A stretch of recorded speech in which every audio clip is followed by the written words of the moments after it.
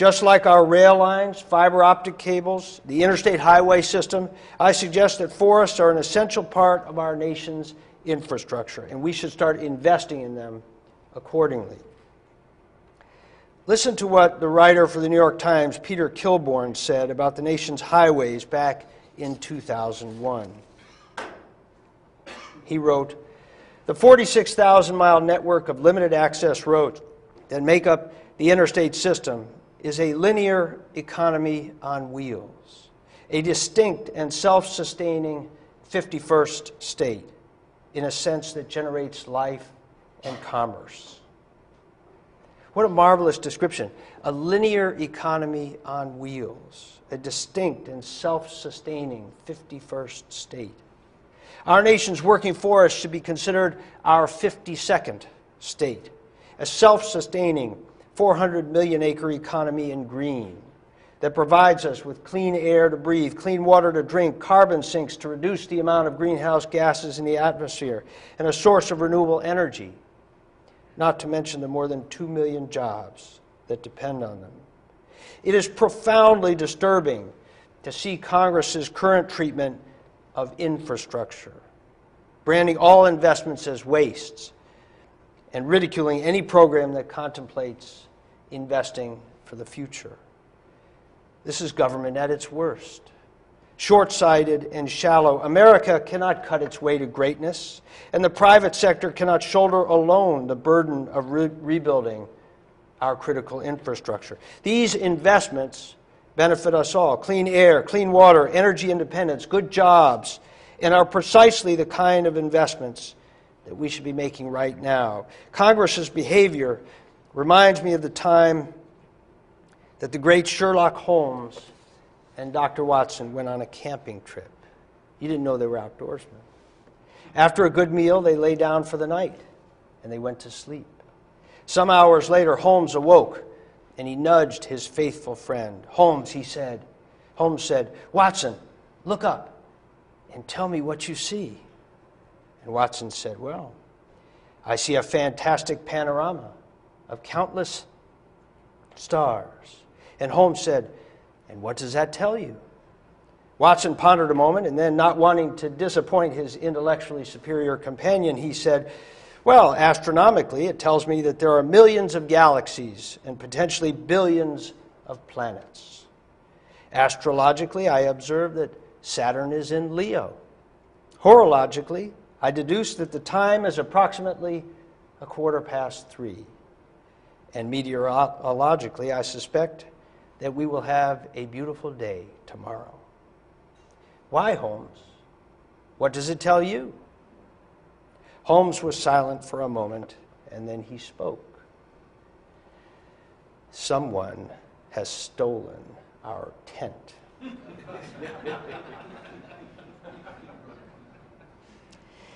You see, like Watson, we tend not to notice our infrastructure until we have a problem. As a nation, we didn't acknowledge that our bridges were crumbling until one fell into the Mississippi River. We didn't worry about the loss of 90% of the wetlands along the Louisiana coast until New Orleans was almost wiped out. And we didn't seem to care that our electrical grid was terribly outdated until the Northeast was blacked out. If it had been raining, Watson surely would have noticed his tent was gone. And we need to recognize the critical importance of working forests before they, too, are gone and the services they provide are no longer available. Consider the city of Atlanta. The city of Atlanta is the fastest growing human settlement in human history. The fastest growing human settlement in human history. The city of Atlanta, over the last 30 years, has cut down and paved over almost all of the forests that provided its groundwater recharge, the source of its drinking water. They didn't think twice about it until the drought of several years ago when they came within 90 days of running out of water. You don't think about running out of water in the East Coast.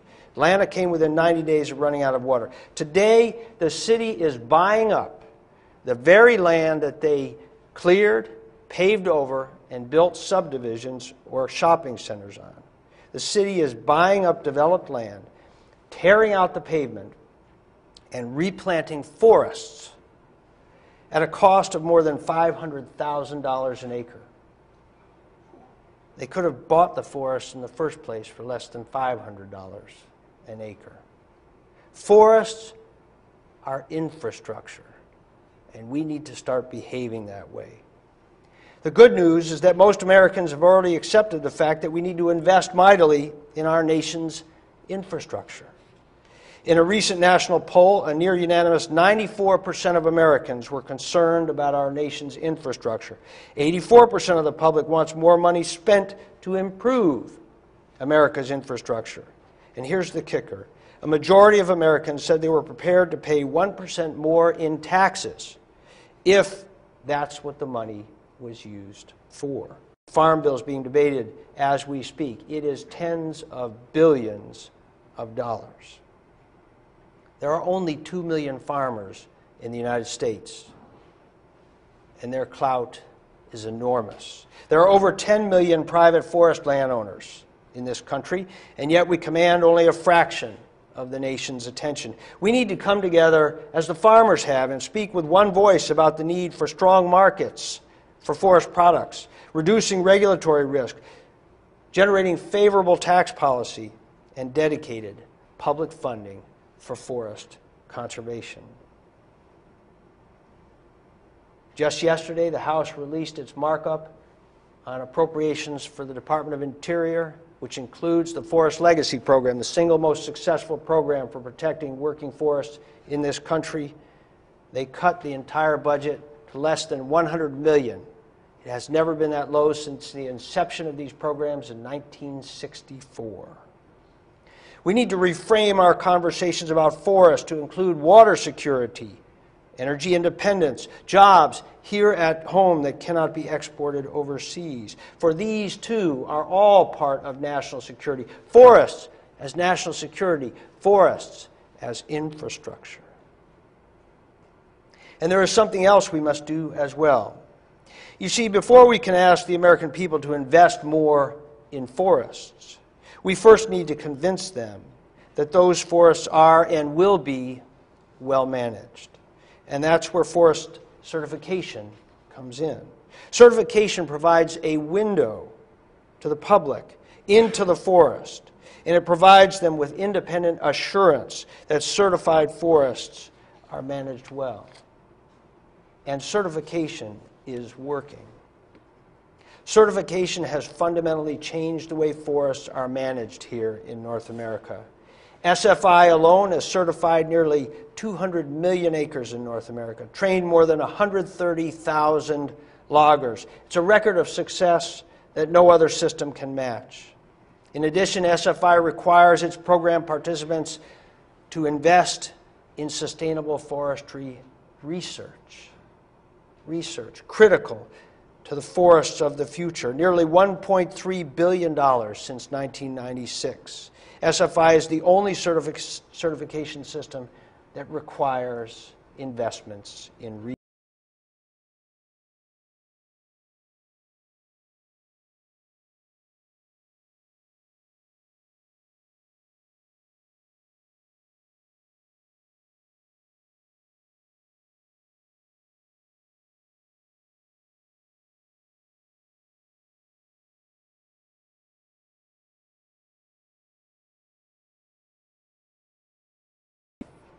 I came back to the board because SFI is making a real difference on the ground. I came back because the vast majority of the world's forests, 90%, are not yet certified. I came back because there is so much more work to do to make sure we do not continue to lose millions of acres of working forests in this country each and every year. These are the great challenges that we face and are what I and all my colleagues at the Conservation Fund and on the Sustainable Forestry Initiative Board are dedicated to addressing. One thing I can tell you I did not come back for, however, was to waste countless hours responding to the steady stream of falsehoods being spread about SFI. And yet this is exactly what we see over and over again from the activist community. Facts imagined, claims made.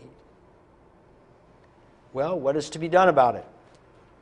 Adlai Stevenson once said, "I offer my opponents a bargain. If they will stop telling lies about us, I will stop telling the truth about them." But my kids had a better idea. In spite of my efforts to get them outdoors, they love to watch this show on TV called Mythbusters. Maybe some of you have seen it, where the stars of the show debunk common myths using good science and demonstration projects. So we at SFI and a number of other independent research organizations such as Dovetail Partners, the Pinchot Institute, and others went to the published literature, conducted side-by-side analyses, looked at the results of certification audits, and reviewed the certification standards themselves. And the results are stunning and frankly very damning to the credibility of the campaign activists. For instance, clear cutting.